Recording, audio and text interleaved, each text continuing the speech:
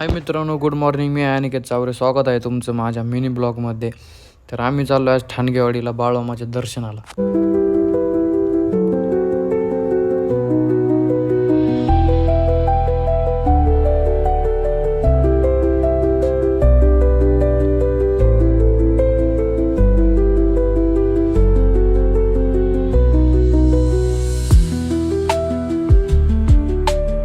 तर मग मित्रांनो, आता आहे आम्ही खरातवाडीच्या पुढं, आणि खरातवाडीच्या पुढं आहे ना आम्हाला जरा थोडा पाऊस लागला होता, त्यामुळं कसं आम्ही थांबत चाललो आहे आता जरा.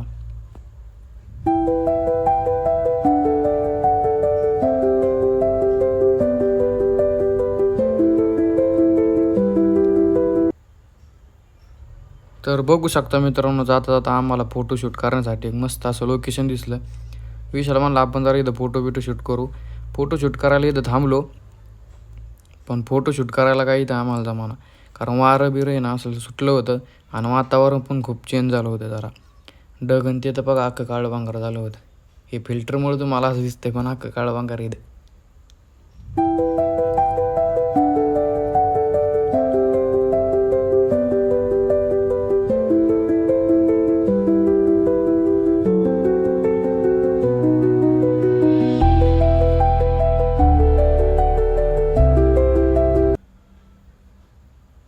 तर मग मित्रांनो, आम्ही आलो आहे आता माशाच्या पुढे, आणि आम्हाला आहे ना जरा पाऊस लागला इथे. नेमकं आम्हाला जे नव्हतं लागत तेच झालं. पावसाने तर आम्ही निम्मे अर्धे भिजल्यामुळे ना आम्हाला जरा थंडी पण जरा वाजायला लागली होती इथं, कारण वारं पण खूप होतं आणि त्यातून आम्ही भिजलो पण होतो. आणि मग मित्रांनो, भिजता कसं मस्त आम्ही ना एकदा बाळूमामापाशी आलोच. इथं पोचल्यानंतर आहे ना, इथं बघू शकता बाळूमामाची इथे आहे ना जत्रा आहे आज. आणि जत्रामुळे आहे ना गर्दी पण जरा थोडी कमी आहे तशी म्हणायला, कारण गर्दी ना फक्त इथं संध्याकाळचीच असते, कारण संध्याकाळची नाही इथं कीर्तन बिर्तन असते. आत्ता जरा गर्दी कमी, कारण आम्ही गर्दीच्या अगोदरच आलेलो आहे.